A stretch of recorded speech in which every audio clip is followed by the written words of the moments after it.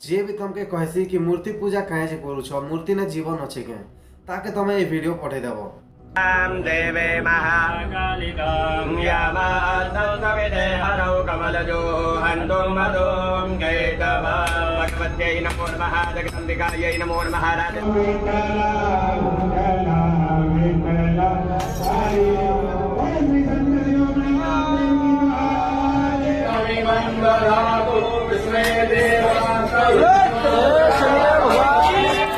video ने देखि पारुथिबो कि मूर्ति के दर्पण देखेले दर्पण रो कांच फाटी जाउछे हेले एंता काहे जे होछे आसा इतार पछर विज्ञान के बुझमा